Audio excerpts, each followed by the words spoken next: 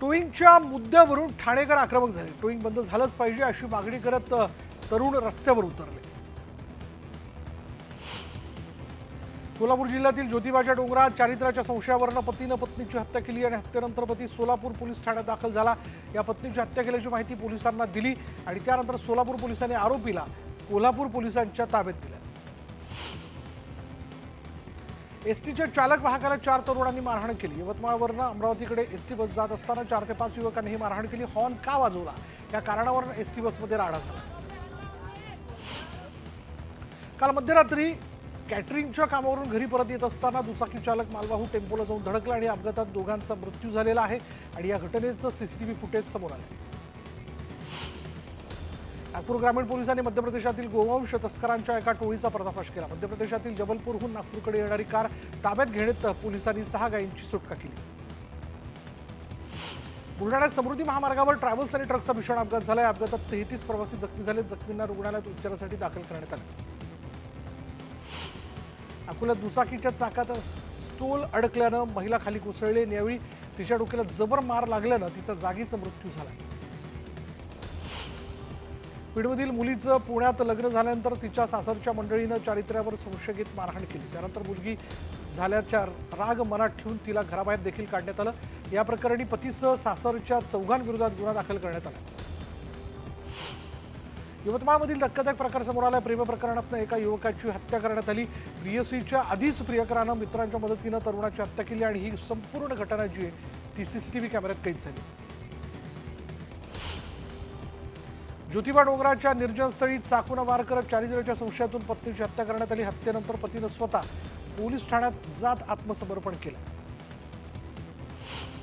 सावंतवाडी तालुक्यातील बांदा कट्टा कॉर्नर इथं राहत्या घरासमोर असलेली बुलेट अज्ञातानं पळवली। बुलेट चोरी करतानाची घटना सीसीटीव्ही कॅमेऱ्यात कैद झाली। पंढरपुरातील टेंभुर्णी पोलीस निरीक्षक नारायण पवार यांनी 2 पेक्षा जास्त गुन्हे असणाऱ्या गुन्हेगारांना पोलीस स्थानकात बोलून सज्जड दम भरलाय।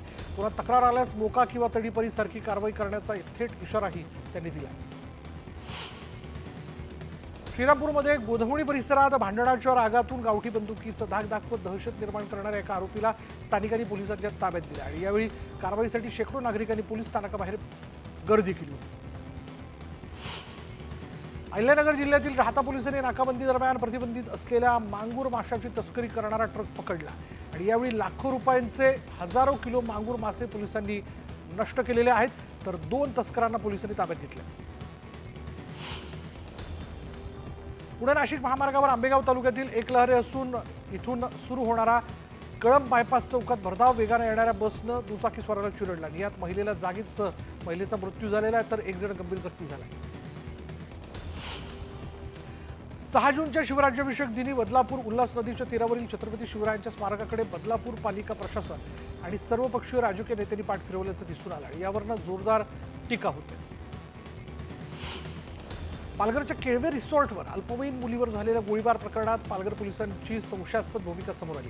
रिसॉर्ट मालकासह आरोपीला बिना परवाना गावठी कट्टा बाळगण्यास परवानगी दिल्याची गोष्ट पोलिसांनी तपासातून वगळली आणि यामुळे पोलीस संशयाच्या भोवऱ्यात अडकले। बकरी ईदच्या दिवशी दुर्गाडी किल्ल्यावर हिंदूंना प्रार्थनेची परवानगी नाकारल्याच्या निषेधार्थ उभाटा करून घंटानाद आंदोलन करण्यात आलं। मंदिर बंद करणाऱ्या प्रशासनाचा उभाटाने निषेध व्यक्त केला। गडचिरोली जिल्ह्याला लागून असलेल्या छत्तीसगडच्या इंद्रावती नॅशनल पार्कमध्ये चकमक झाली आणि या चकमकीत 5 माओवादी ठार झाले। याच ठिकाणी शस्त्र आणि स्फोटकांचा मोठा साठाही आढळून आला। गेल्या 3 दिवसात 7 माओवाद्यांचा खात्मा करण्यात यश आलं। निलेश चव्हाणला 19 जूनपर्यंत न्यायालयीन कोठडी सुनावण्यात आली आहे। सोमवारी पुणे पोलिसांनी सुशील आणि शशांक हगवणेसह निलेश चव्हाणचा ताबा ते घेणार आहेत। वारजे आणि कोथरूड पोलीस ठाण्यातील गुन्ह्याबाबत ताबा घेण्यात येणार आहे।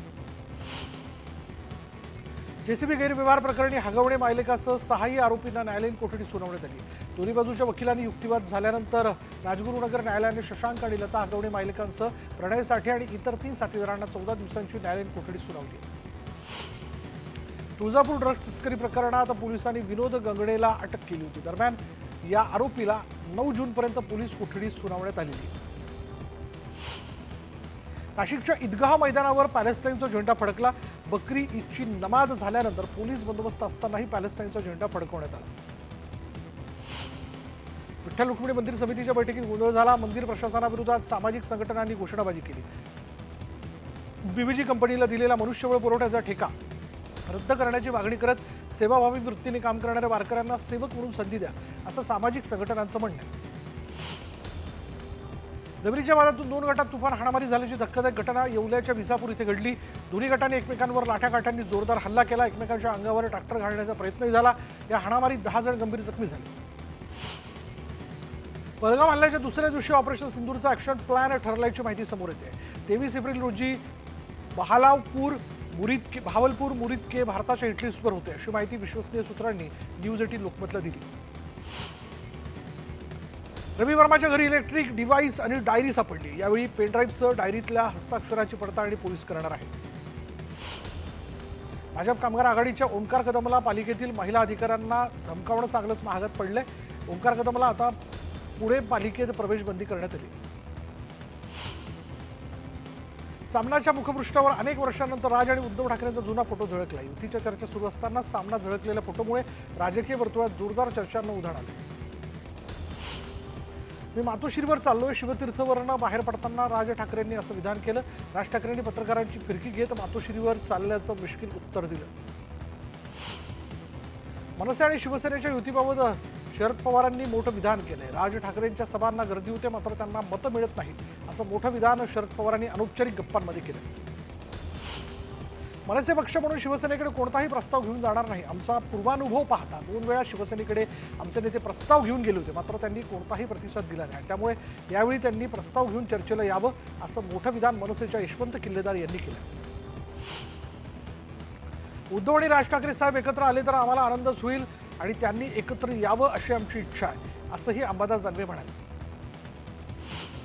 उद्धव ठाकरे आणि राज ठाकरेंच्या युतीच्या चर्चांवर सुप्रिया सुळे यांनी प्रतिक्रिया दिली. राज आणि उद्धवजी जर एकत्र येणार असतील तर अतिशय आनंदाची गोष्ट आहे आणि मी याचं स्वागत करते, असं वक्तव्य सुप्रिया सुळे यांनी केलंय.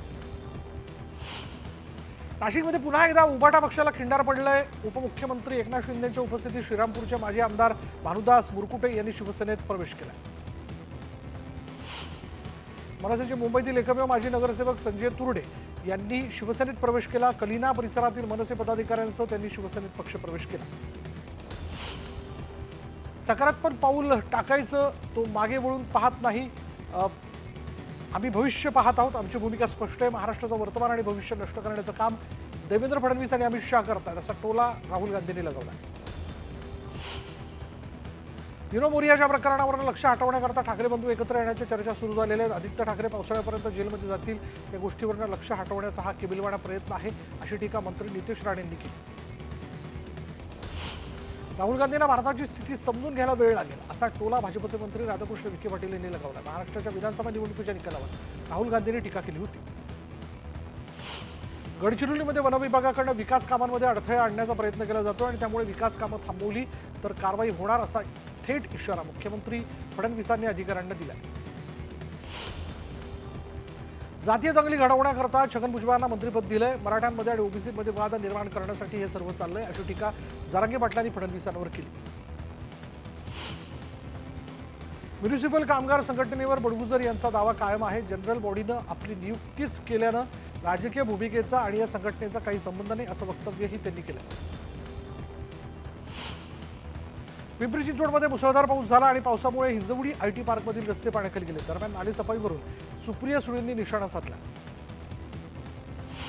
पिंपरी चिंचवडमधील पावसामुळे शांतीनगर इंद्राणीनगर रोड आणि टेल्को रोडवरही पाणी साचले. सर्वत्र पाणी साचल्यामुळे महापालिकेच्या नालेसफाईची पोलखोल झाली.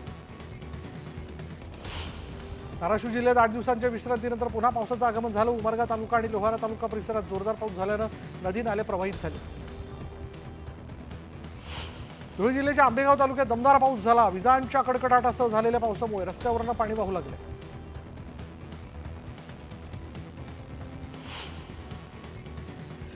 यानंतर बघूयात गडचिरोलीचे पालकमंत्री असलेले मुख्यमंत्री देवेंद्र फडणवीस यांनी गडचिरोली जिल्ह्याचा दौरा केला. छत्तीसगड सीमेलगत असलेल्या अतिसंवेदनशील भागातील पोलीस ठाण्यात जाऊन त्यांनी संवाद साधला. आदिवासी महिलांच्या व्यथा मुख्यमंत्र्यांनी समजून घेतल्यात. माओवाद जिल्ह्यातून लवकरच हद्दपार होईल असा विश्वास मुख्यमंत्र्यांनी यावेळी व्यक्त केला.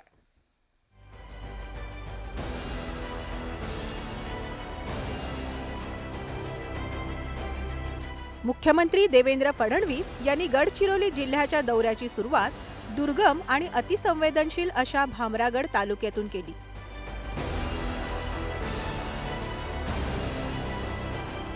आदिवासी नागरिकांसोबत मुख्यमंत्री देवेंद्र फडणवीस यांनी जनजागरण मेळाव्यात सहभाग घेतला।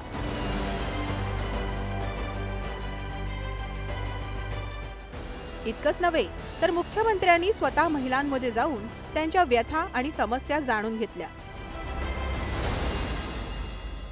त्यांच्याकडनं जाणून घेण्याचा प्रयत्न आहे काय चाललंय, कारण तिथे स्टेजवर थोडी समजतं की काय चाललेलं आहे, ते यांच्यासोबत बसलं तर समजतं काय चाललेलं आहे। म्हणजे हा अनुभव यांनी पहिल्यांदा घेतला, कारण हे साध्या तलाट्याशी ग्रामसेवकाशी बोलत नाहीत, तुम्ही साक्षात येऊन यांच्यासोबत संवाद साधत आहात।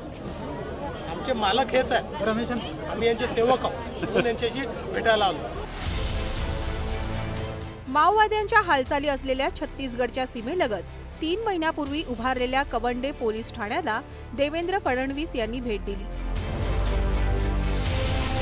गडचिरोली पोलिसांनी या भागात 7 महिन्यात 4 पोलीस ठाणे उभारल्यानं माओवाद्यांच्या हालचालींना लगाम लागलाय। कवंडेच्या दौऱ्यानंतर मुख्यमंत्री थेट गडचिरोलीत पोहोचले।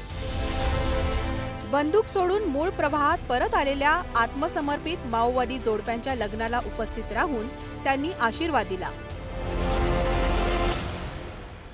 जंगलामध्ये हत्यारं घेऊन संघर्ष करणारे आता वैवाहिक जीवनामध्ये अडकून आपलं नवीन जीवन सुरू करतायत, ही खूप महत्त्वाची गोष्ट आहे। पुनर्वसन हे केवळ आपल्या भाषणापुरतं नाही, तर सर्वार्थाने आपण पुनर्वसन करतो आहोत। पोलीस मुख्यालयातील एका समारंभात 1,12,00,000 रुपये बक्षीस असलेल्या 13 माओवाद्यांनी आत्मसमर्पण केलं। अमरगड तालुक्यात चकमकीत 4 माओवाद्यांना ठार करणाऱ्या पोलीस अधिकारी आणि कर्मचाऱ्यांचा मुख्यमंत्री देवेंद्र फडणवीस यांच्या हस्ते सत्कार करण्यात आला। एकंदरीतच विकासाच्या दृष्टीनं गडचिरोली जिल्ह्याला पहिल्या क्रमांकावर नेण्याचे प्रयत्न सुरू असल्याचं मुख्यमंत्री देवेंद्र फडणवीस यांच्या दौऱ्याने स्पष्ट झालंय। व्हिडिओ जर्नलिस्ट प्रशांत मोहितेसह महेश तिवारी, न्यूज 18 लोकमत, गडचिरोली।